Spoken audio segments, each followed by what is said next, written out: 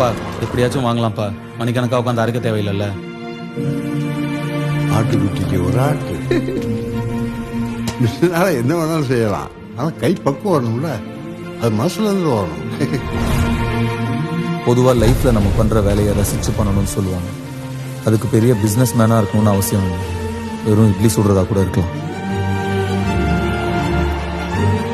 முருகன் நம்ம கம்பெனிக்கு வந்ததுக்கு 15% ப்ராஃபிட் இன்க்ரீஸ் ஆயிருக்கு. சூப்பர்யா, சரியான வேலைக்காரையா நீ. நமக்கு அப்புறம் இந்த வீடும் நம்ம கடையும் அப்படியே போயிடுமோன்னு. அவன் எங்க போறான்? இங்கதான் திரும்பி வர போறான், இங்கதான் திரும்பி வர போறான், இங்கதான் திரும்பி வர போறான். தள்ளிக்கங்க. ஏப்பா முருகா, அந்த பொண்ணு கயல் யாரு? கும்பிட்டு வேலை செய்து ஒக்காளி கொமட்ல குத்துனானா?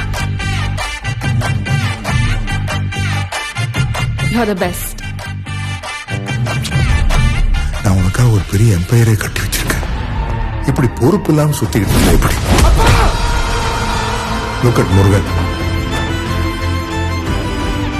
பெரிய மிஷிலின் ஸ்டார் ரெஸ்டாரண்ட், ஒரு டப்பா குடிசைக்கு.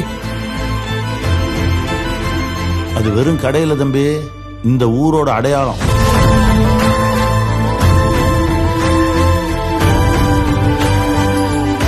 அந்த இட்லி கடை எங்க ஊருக்கே பெரிய சென்டிமெண்ட் சார். அவனை முழுசா அழிக்காம நான் இங்க வர மாட்டேன். வேண்டாம், எட்டனா பேர் அவங்க அப்பனோட இட்லி கிடைக்காக அவன் சாகிறதுக்கு ரெடியா இருக்கா.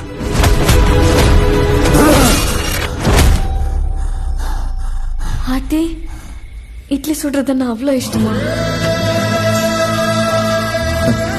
நான் என்னவோ இட்லி சுட தான் பிறந்த மாதிரியே எனக்குள்ள ஒரு நினைப்பு.